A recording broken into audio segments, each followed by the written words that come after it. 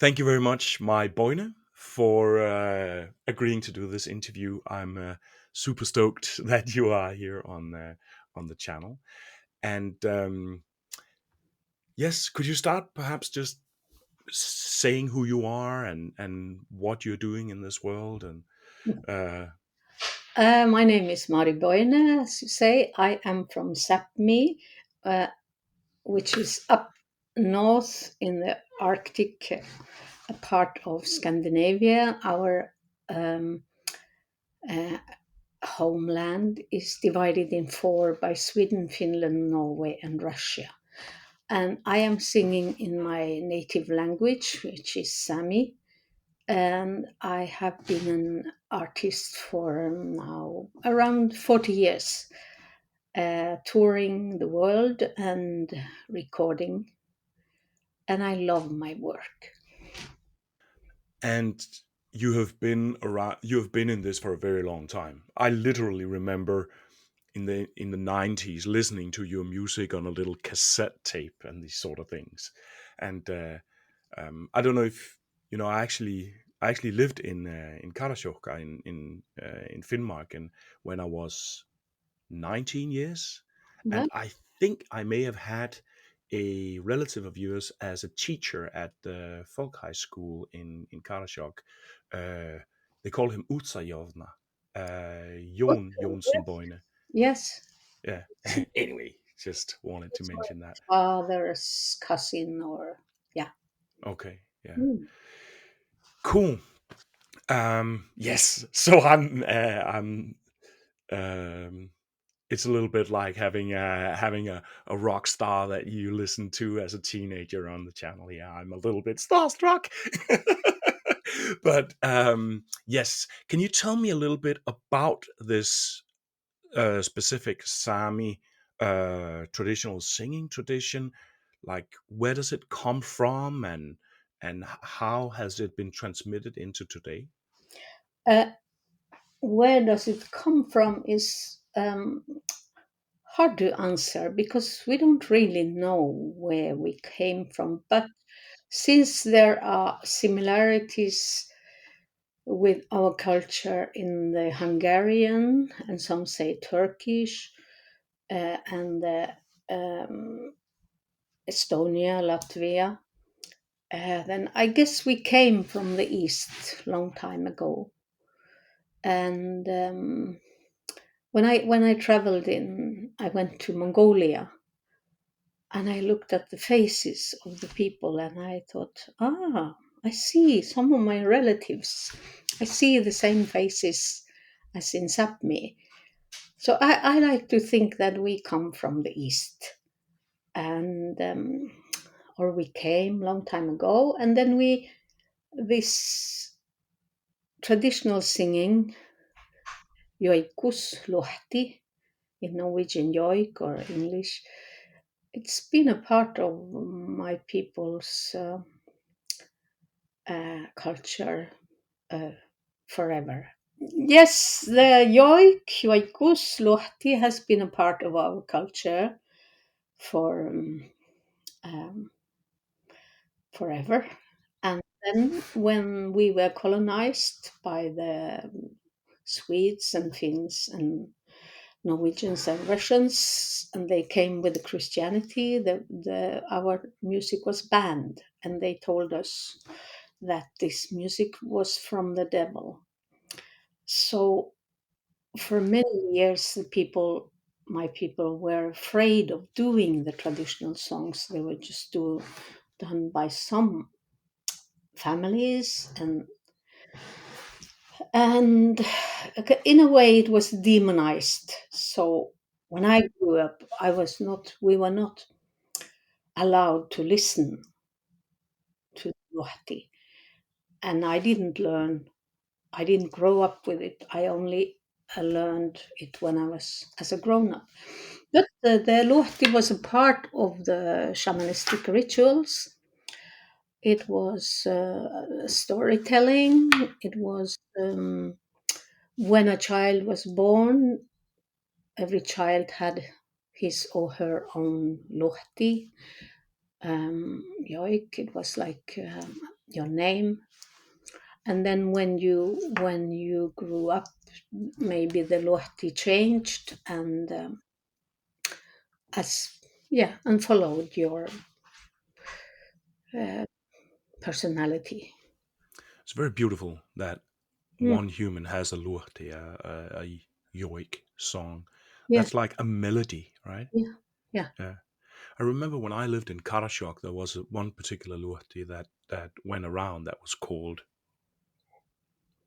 I forgot the name in Sami, but it was called the orphan. Yeah, I love that. It's Yeah. Orbina. Orbina. Yes, Orbina. exactly. It's one of my favorites. Yeah. Ne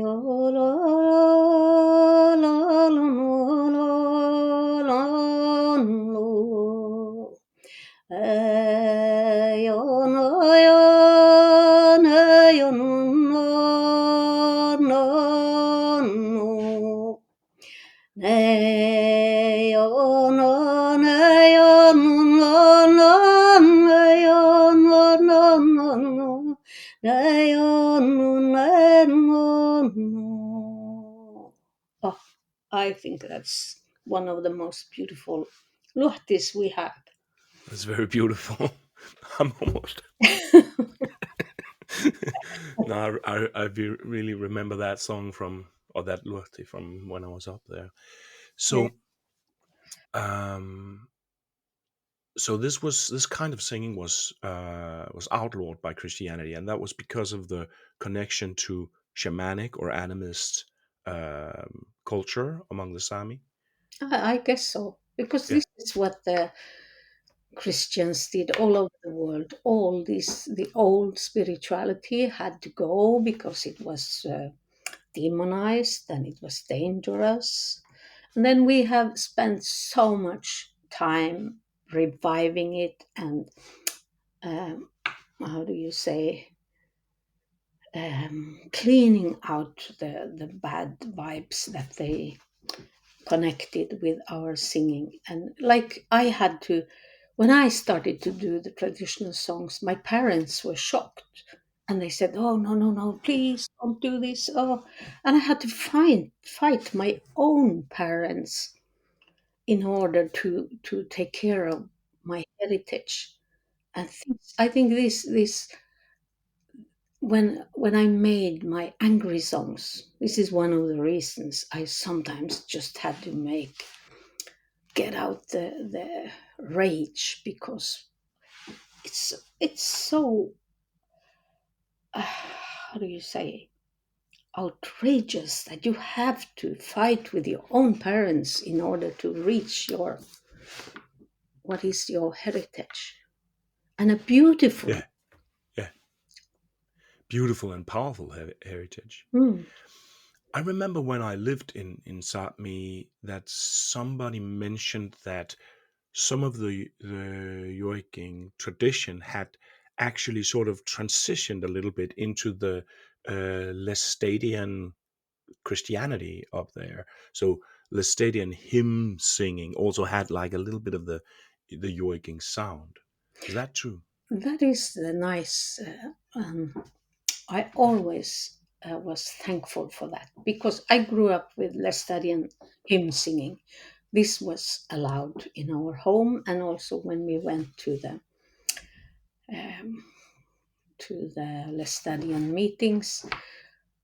At the end of the ceremony, the people started to sing the hymns, and you could hear the way they were singing were like yoiking, because you can't eliminate people's way of singing that has been there for hundreds or thousands of years. You can't eliminate it during a few hundred years. So it was still there, the way of singing. Even if like people like my parents would never allow us to say this was colored by the yoik. And I grew up with this, and I also grew up with a other thing called likahusat, which is um, how do you translate it to? It was like people were. singing and singing at the end of the meeting, and they were came into a kind of a trance. I, I Like speaking in tongues. yeah, in a way, but more singing and nearly dancing and uh, hugging each other and saying, "I forgive you," and then please forgive me. It was like a moment of forgiveness. And then I used to love this as a child, but so many of my friends, they have told me that they were afraid. They went out. They didn't like it. I was a child who loved it. And when it Yeah. disappeared, I felt like I had lost something, that it was there was something so beautiful that was lost and gone. Because people, there were how do you say, anthropologer, and they probably came and started to study the people and study this the study and meetings, and the people were like, oh no, we have to stop this. So it at one point they stopped doing it. And then I think when I do my concerts, I am not satisfied before the audience is comes into a kind of trance. And I think I suspect this is something from my childhood, that I want to revive this, that I felt was something beautiful. Yeah. No, that's it's very beautiful. Was it really because of anthropologists that people stopped this? This is What did you call something it? Likhehusat. yeah, Yeah. I don't know. This is just a theory I have. Okay. But also another theory I have, that this was elements from the shamanistic rituals. Hmm. But of course, you can't tell this to the Lestadians; they would not like to hear that. But No. if you think about it and you see what it is and where did it come from? Yeah. No, it's almost a bit of a paradox sometimes about Christianity that on the one side it can be this very destructive force that comes and is used to eradicate people's culture. But then on the other side, it often then also people build their resilience. So often there are elements of their own cultural heritage that sort of get mixed in with the Christian traditions in that place. Yeah, and this was the name Lestadianism is after the priest Lestadius. And Lestadius was, his mother was Sámi, his father was Swedish, I think. And then he studied this old Sámi religion. And I think that's why the Lestadianism became so important for the Samis, because this priest managed to take elements from the old shamanistic belief and mix it together with Christianity. Yeah, Uh, yeah. There's also an element of sneakiness in there. Like, well, I mean, if he was a Sami man himself, you could say he has a right to work with his own culture but and maybe he was wise in this situation, because the colonizing the, the missionaries, it was so heavy, and the people were suffering mm, because they were shocked that suddenly their old ways were banned and demonized, and at the same time you had the arrival of the alcohol, and you got yeah, this very very sad mixture of alcoholism and the old ways, the old singing. mm, And yeah, then this priest came and he saw that these people are suffering. I have to find a way how to, yeah, get them out of the trauma. So in Mm, a way, I think in this situation he was a wise man. yeah, yeah, cool. Um, I wanted to ask you also a little bit about your own life story in relation to recovering Sami culture and music. I seem to remember that you were actually active in the Alta conflict in at that in was that was in the 70s, right? No, I was actually not a part of the Alta demonstrations. I was studying in Alta at the teachers training college, but I was very, very shy at that point, and I was not engaged in the political issues because I was a young woman brainwashed to despise my own culture. So I just wanted to forget everything about the Sami culture. I didn't want to be a part of this political uprising. So I was there. I visited the camp once, but I was keeping myself out. Uh, I just woke up after this because at this point there was a uh, lot of articles in the media, interviews. So in a way, I got new knowledge. Also, at the teachers training college, we had wonderful teachers, and for the first time, I heard my people's history. I didn't know this. I thought, I don't know, my parents in my home there was we were never told that we were Sami. We were Sami. We were talking Sami, but it was not a big deal. Uh, I thought maybe we were no bad Norwegians. I when I look back, it's really really strange. And then for the first time, I heard both at the Folkehøyskole, where I think you went. Oh, Also, you went to the I went. Karasjoka. I went to the Sami Almoholla Skola, Oh uh, wow. and that's where I, for the first time, heard the Sami history. Then I came to the teachers training college, and I had wonderful teachers who were, and I got more knowledge. And then after I was graduated from there was a revolution inside me, and my songs started to come, and I was like, what on earth has been going on? Why do I despise my own culture?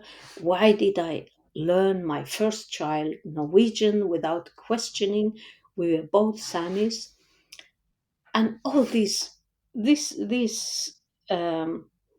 inspired me to make my first songs. And one of the first songs lyrics I wrote was to John Lennon's Working Class Hero. I wrote a parallel song about how the school learned us to despise our own culture. Yeah, amazing. What may I ask? What part of northern Norway are you from? I have in my head that you're from Tromsø. No, I'm from Karasjok. You are from Karasjok. Yeah, Okay, I okay. grew up by the outside Karasjok, right by the border to Finland. Oh, okay, Must have been okay.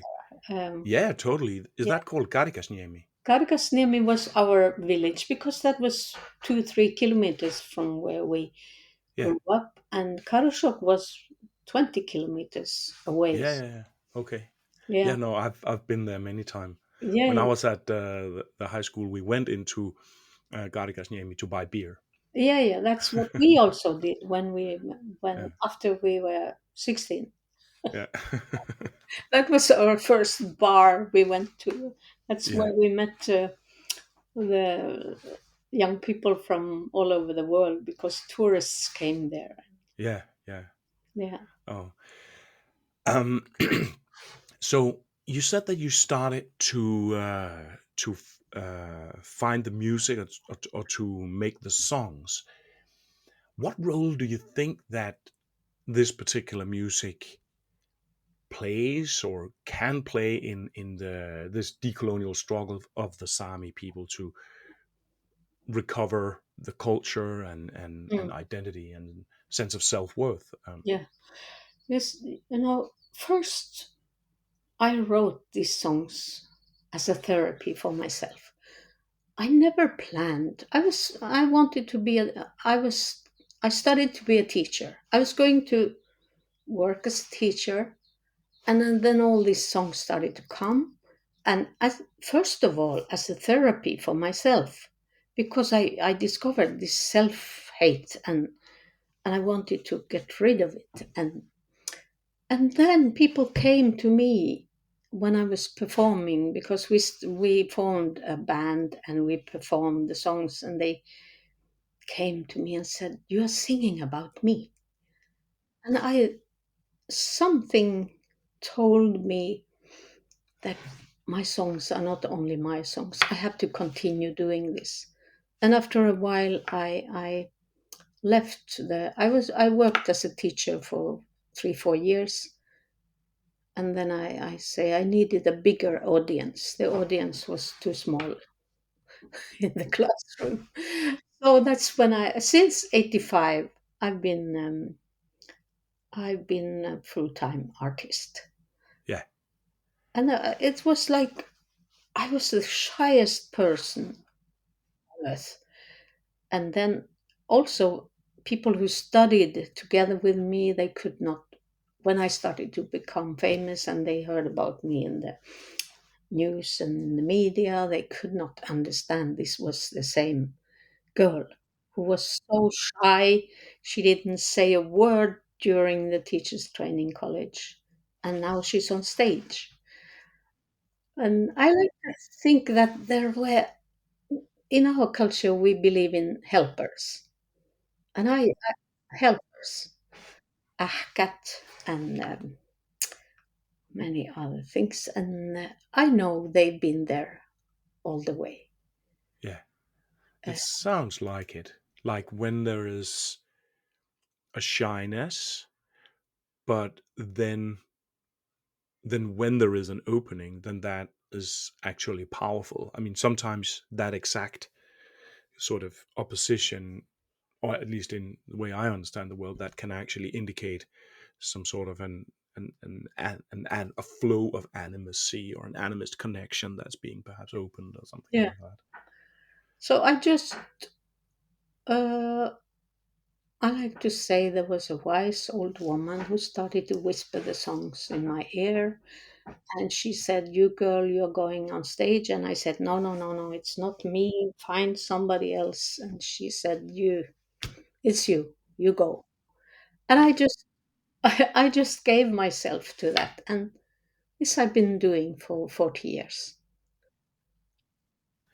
So the first your breakthrough album, can you would that be Gula Gula? No, actually, it was one album called After the Silence. It was released in '85. And it's Okay. not so well known, but that was the first. And because that was all the songs that I wrote as a therapy for myself. And yeah, it was in '85. So it's, what is it, 40 years ago? Yeah, Yeah. to the date. Yeah, my first album was called Jaska Manga, which means After the Silence. And yeah, because I felt that both my people and me, we had been silent and not expressing our opinions, and this was my first step. And then some years later came Gula Gula. Okay, because Gula Gula is I would say it's probably the best known today, and it's what I remember that I even in Denmark in the 90s I was listening to. Gula Gula. So why do you think that the Sami culture have, or that your like you said, self therapy? I don't know if you think about Gula Gula in that way, but that your work, let me say it like this: why do you think your work has appeal also beyond the Sami area? Because when I was sitting in Denmark in the 90s, there aren't any Sami minority in Denmark, and why would a teenager on a pig farm in Jutland, it's very stereotypically Danish, be, be sitting and listening to Marty Boine in the 90s?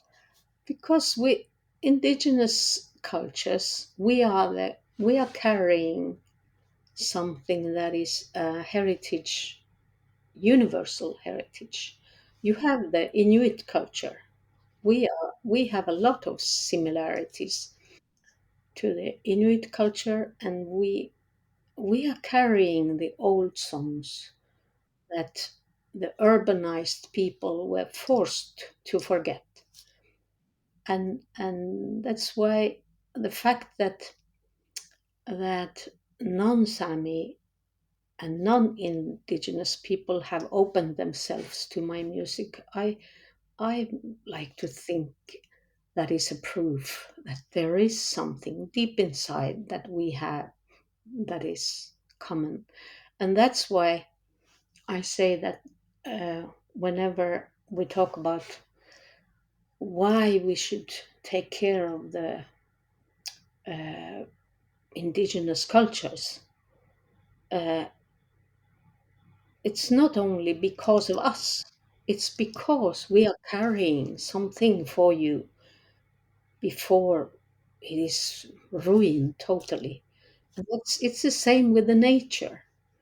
We have been fighting for the nature and never giving up. That's why my latest album is called Oliver, which means resilience, that you never give up. And this is how the indigenous people all over the world, in spite of all the colonization, the demonizing, we never gave up this flame. And that's why I think you react, and other people who open themselves to our culture and my music. Yeah.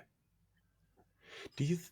I know that you are working closely with Einar Selvik from Norway, who's this very remarkable musician who is sort of diving into the traditional Norwegian heritage of music.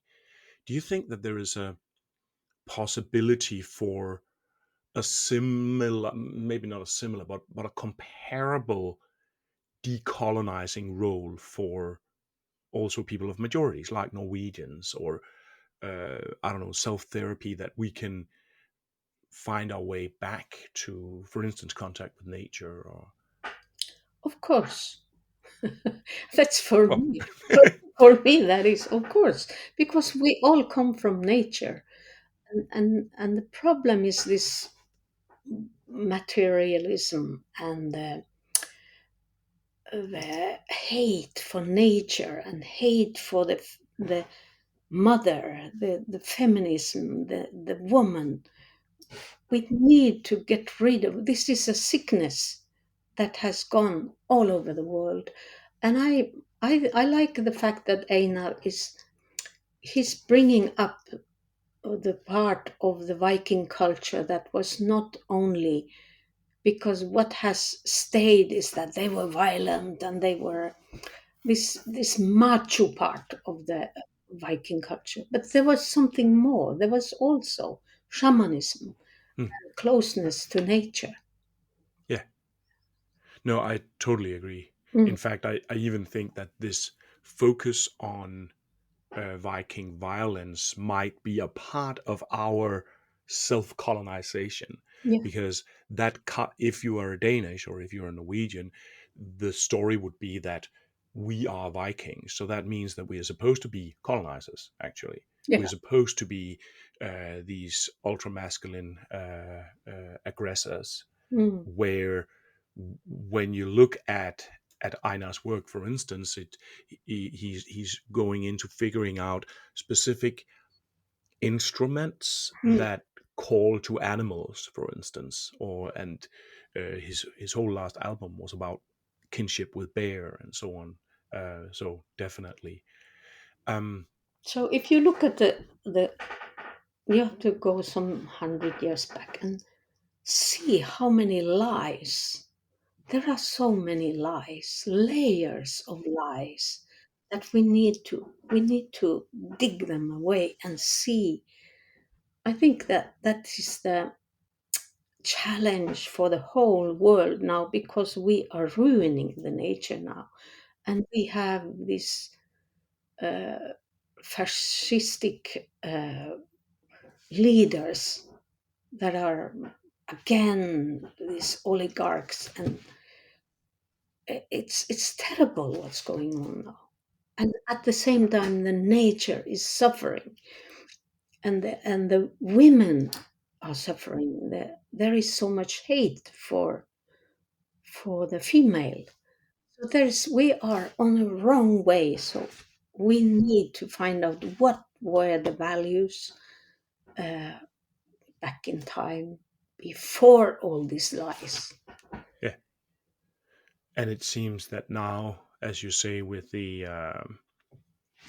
oligarchs, and it has become so blatantly obvious that things can go worse. Yeah, I heard somebody say at some point, never think that now we have reached rock bottom, because that saying that is actually hybris.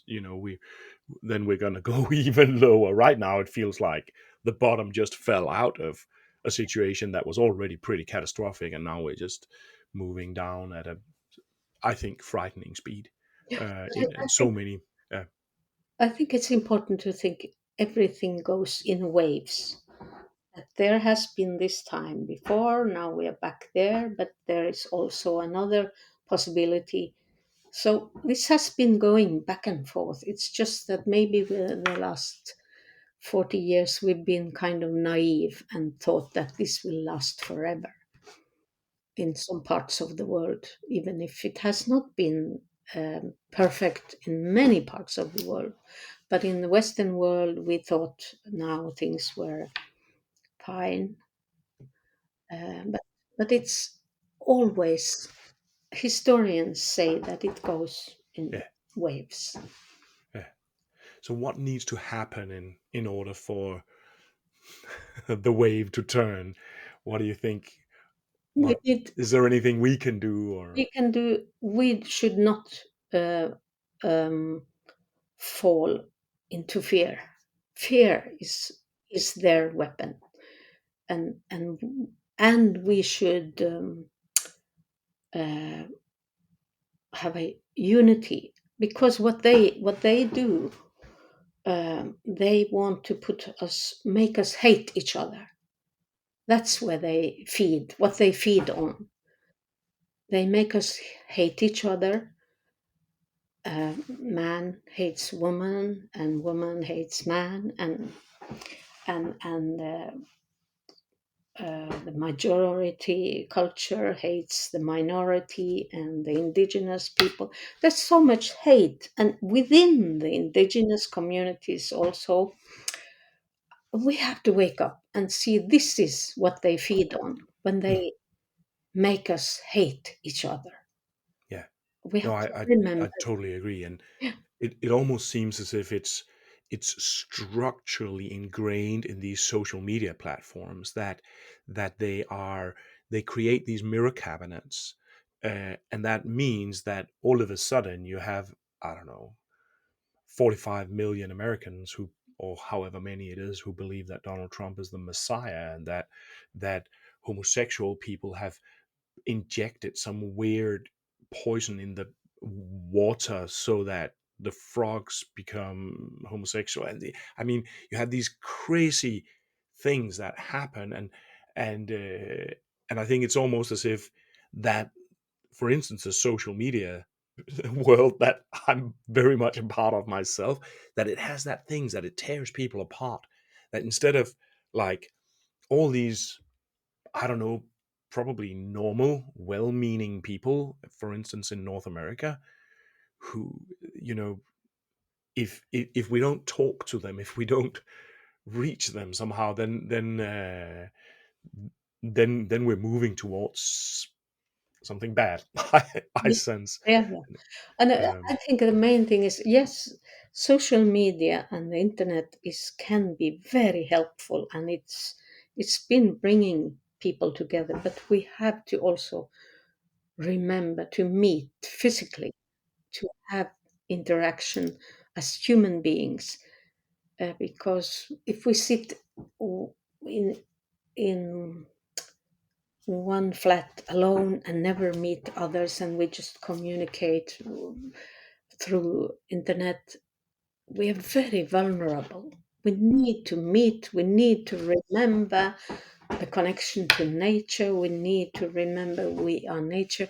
This is what I want with my music. I want to remind the human being that we have a heart, we are connected to nature.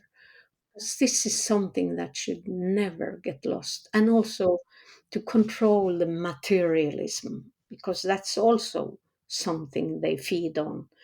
We are so obsessed with having things and how we look, and we have to do a lot of botox and operations and be perfect. It's so dangerous, this road. And a hate of elders also. The fact that we get older, we are nature, we get older. I had my youth, and I am now an elder, and should be proud of that. And instead of saying that, oh, we don't need to, the old people should never be, they should be hidden.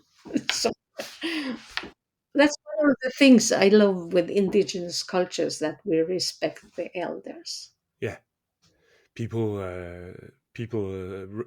I sometimes meet people who talk about that experience that you reach a certain age, and then you constantly feel a social devaluation Mm, in society, as if your value just dropped yeah. because you have Mm. become older.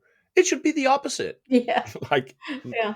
but But I can yeah. feel that, and I criticize my own people, the young people, the media, the Sami media, that you should not copy. If you really want to take care of your culture and respect the heritage, then you should not copy in this sense.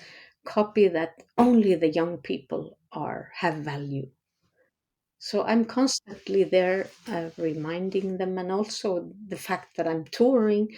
I am six. I will be 69 this year. I'm still touring. I'm still there, expressing my opinions. I I don't accept to be devaluated, and I want to be a voice still. And I think the young people need the elders, and the fact that we are proud of being elders and not just ashamed we have these wrinkles, and we have to be proud elders. Yeah, you might also have a, like, you're actually bridging between the 70s generation that was very activist and that was, like, for instance, involved in the Alta conflict and these sort of things, and you lived at that, you were young at that time, Hmm. and today where, well, I feel that the youngsters, they have some of that same spirit. Yeah, I remember thinking about my own generation, the Generation X. I was thinking, what complacent, like, uh, ignorant, completely unpolitical losers we are. I was born too late. I should have lived in the 1970s. That's how I used to think. But today I think, damn, I was born too early, man. When you look at the youngsters today, like the queer warriors, and they're all like, I mean, obviously they also have their weirdnesses, and there are things that you can be annoyed, but they certainly have a kind of a power, and I would imagine that a person like you would actually feel a connection to the young people today. Yes, But I do, and I encourage. I was so at one point I was challenging the young people that you have to take over. And suddenly there were a lot of Sami young people. The last 10 years, 10, 15 mm, years, there has been so much happening.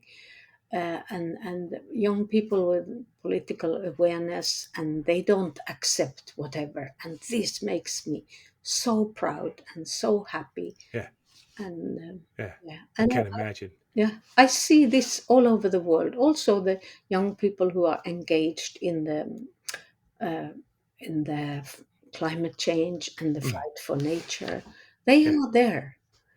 yeah, That's wonderful. and they're probably also in many ways finding really positive values. I mean, I would imagine that if you went out to the blockades that have been going on, is that in Nordland around the windmill parks, Yeah, uh, that people would probably see you as an elder, or they yeah. would I was receive when, you as a yeah, when the protests were 2 years ago for the Fosen windmills. I was there supporting them. I visited them. I went to the concerts to sing, and I met the young people. And on social media, I always support them. So I try to be there. I'm not very fond of. I've never been fond of being at demonstrations because I'm too hypersensitive. But I find it important to support the young people who are there, and yeah. So the young people are all over the world. I can see that they are waking up. yeah. Like, what I'm trying to do is to basically suggest or put out in on my channel that we can have a little bit of that spirit also as majority Mm, populations. yeah, We can stand with our cultural heritage when we are blocking a pipeline, or when we are being climate activists and so on. And in that, I'm trying to draw a lot of inspiration from, for instance, indigenous knowledge and indigenous activists and so on from different parts of the world. Do you see any pitfalls in that, or any potential problems? Do you have any comments to that whole idea that I'm trying to put out in that way? uh, I think that the majority, the people from the majority cultures, has to be aware of how do I say that they don't.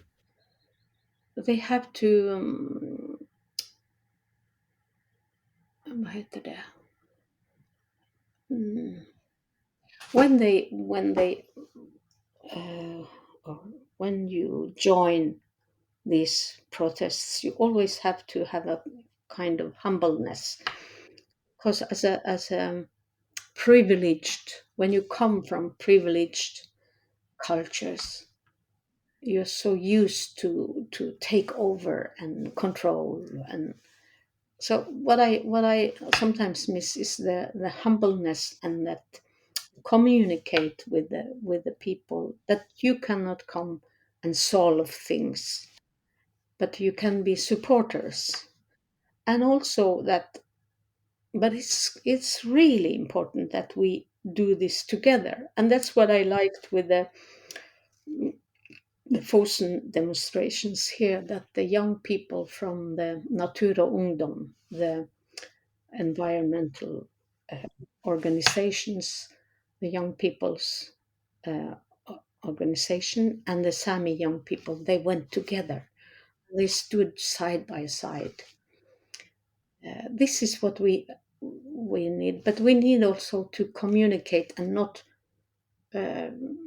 that the majority, the people from the majoritetskulturen, Yeah, the majority culture. Yeah, yeah, that they you take over because yeah, there is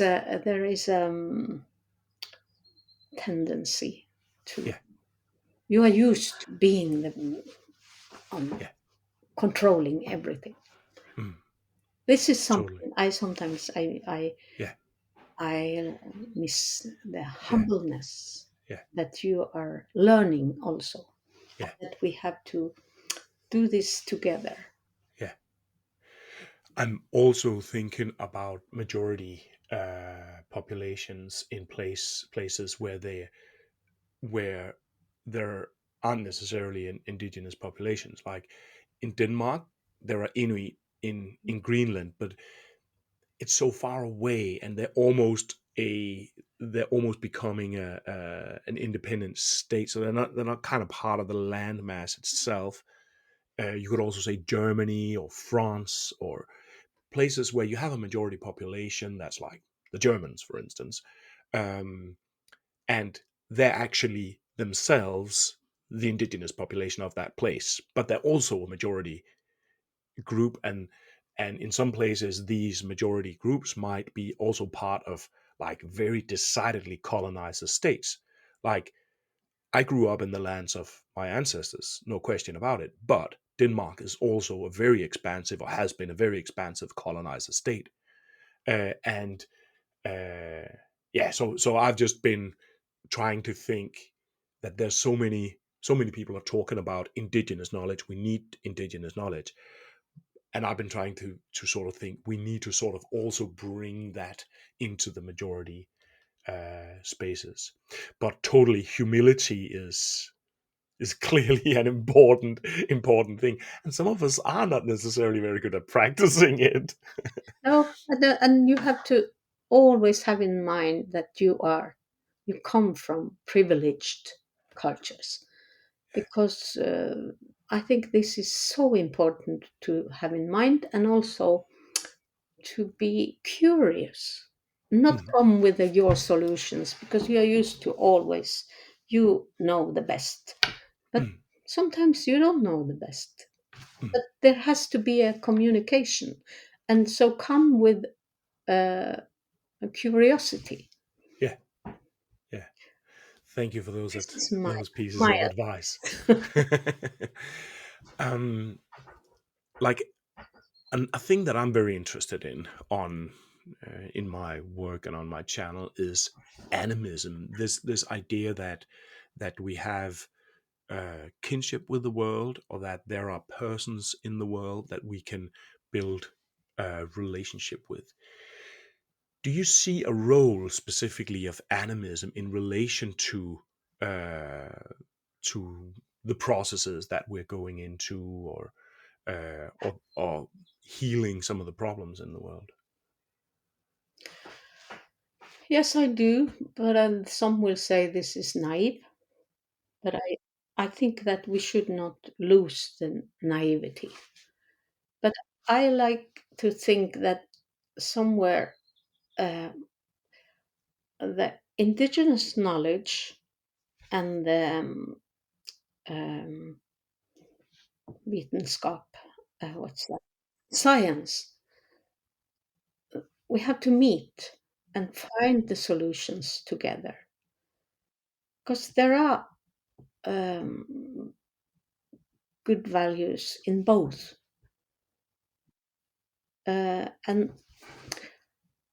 And animism, what I call it spirituality, and that's not Christian spirituality, but though I like to think that Jesus was a shaman. uh, but Do they buy that in the Lestadian community? actually, I haven't been saying that too much there. Okay. But,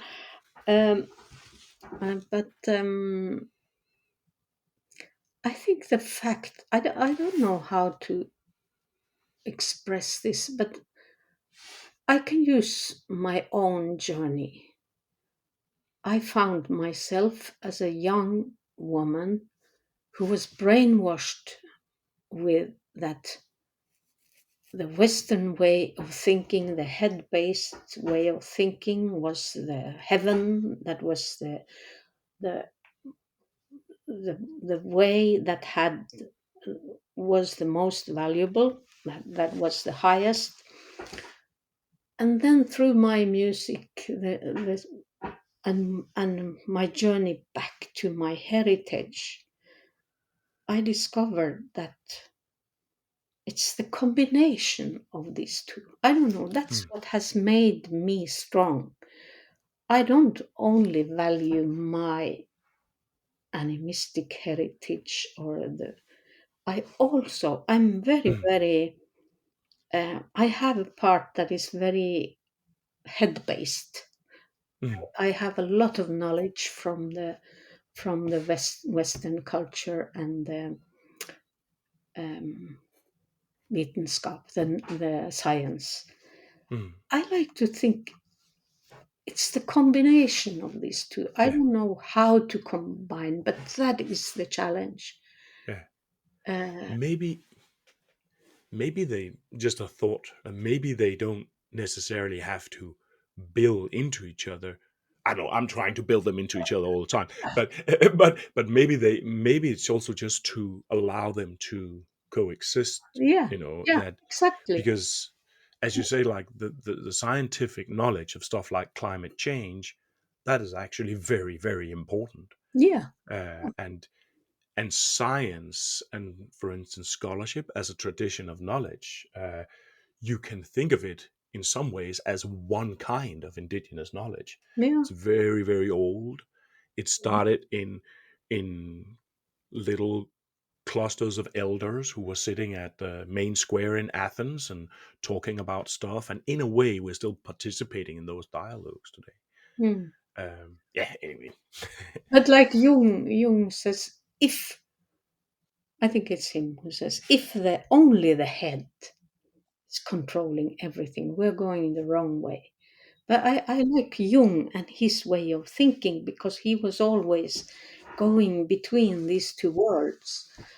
And I also like, you have a wonderful writer in Denmark, Peter Hoek. You know him. I love his writing, and he has this book called De Moske Egnede. Did you read? Yes, yeah, Where he's also looking critically and criticizing, or looking into the science and saying it's not perfect. yeah, There are choices that they had to make, but we are presented that it's exactly this is how the science is. But there are, you have to read this book, The yeah, Moske Egnede. I love yeah, yeah. Great. and and then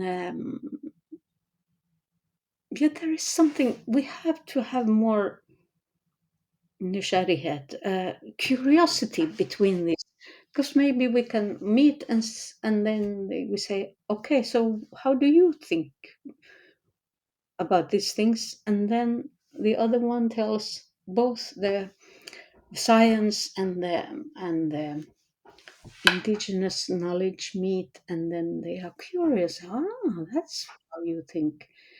Oh, interesting. Instead of this arrogance that has been there. Yeah.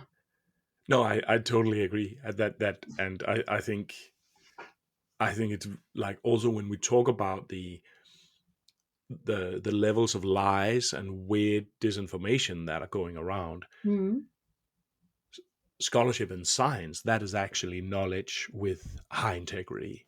Um, mm, and I was thinking with your like the perhaps iconic Boine hit song Gula Gula, yeah. that it presents itself as a call. It says Gula Gula Neda Ganda Gula Matara Kuidiana. Mm, Listen to the voice of the um, ancestral mothers. yeah.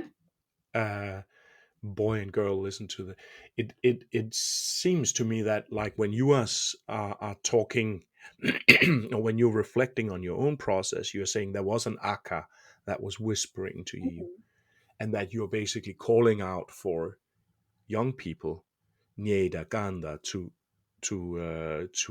listen to those that same voice or those similar voices.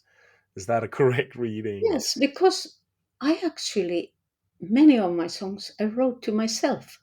And this is in a period where I despised my own culture. This was when I started to discover, and in our culture, Matarakut, the ancestors, and Matarakat, ancestors, can come in dreams with messages to us.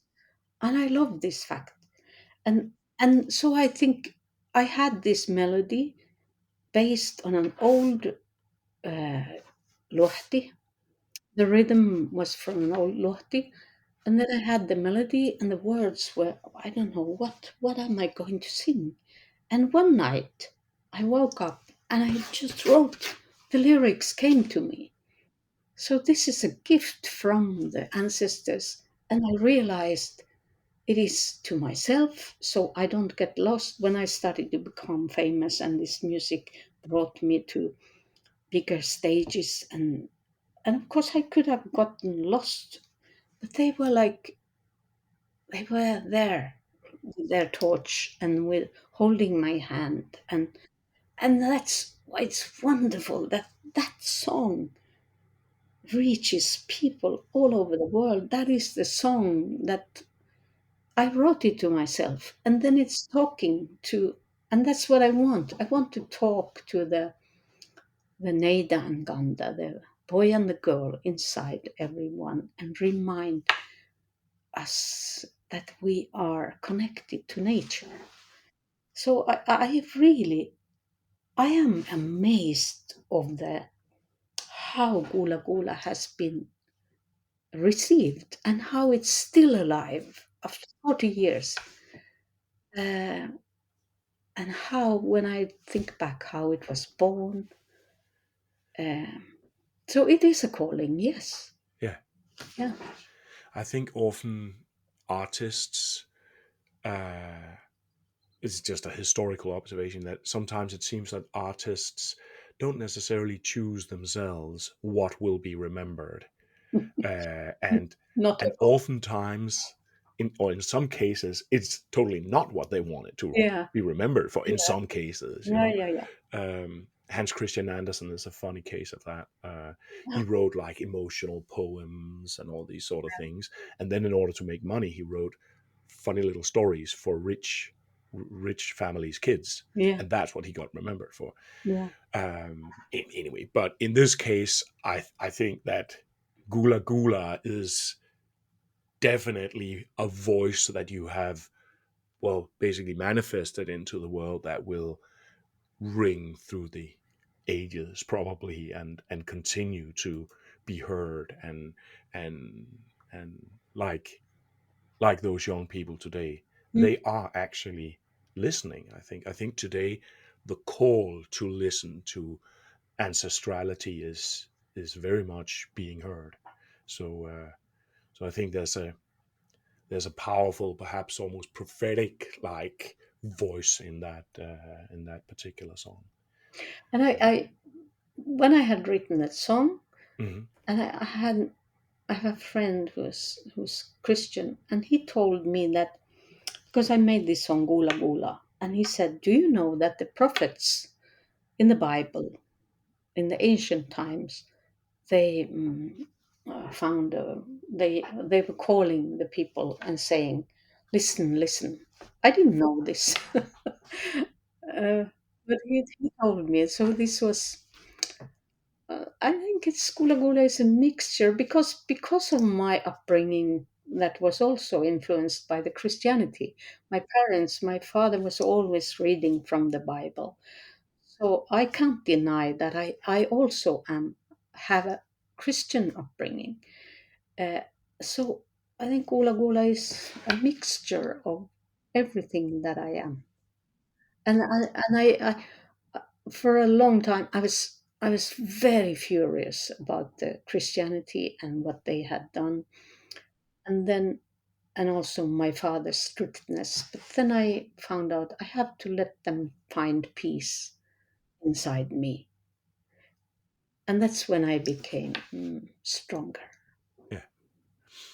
I would add to that that the prophets, if we're talking about the Old Testament prophets, then I think even scholars of religion today would consider that what they were as a form of shamanism. Mm, Um, and we today read about them as these figures and Jeremiah and Elijah and so on. But